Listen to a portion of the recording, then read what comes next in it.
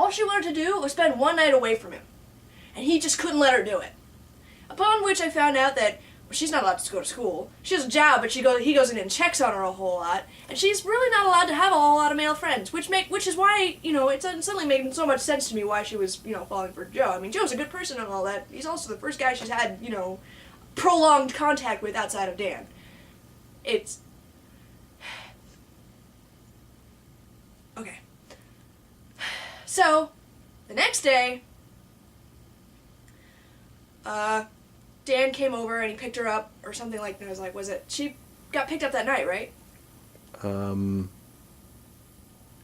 Yes. He came over here. They talked for a whole long time and he cried and he said, baby, please don't give me one more chance.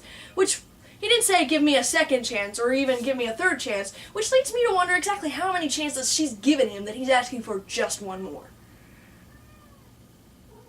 And he wouldn't even let her talk. He assumed that he knew everything that she was about to say. And that pissed me off even more. I hate guys who are like that. Automatically, Dan is now an asshole in my eyes. Right? They finally come to an agreement, and which ends up with him coming and picking her up. Basically, she caved, and I'm not blaming her at all for that, because he's a manipulative asshole.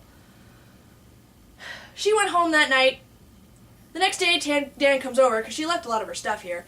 And me and Ronnie and Joe and a couple other guys, we're all hanging out, and the doorbell rings, and I go and I answer it, and it's it's Dan, right? And I'm like, okay.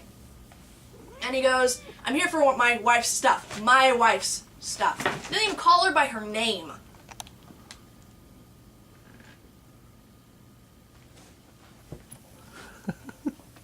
I'm ranting. Go away.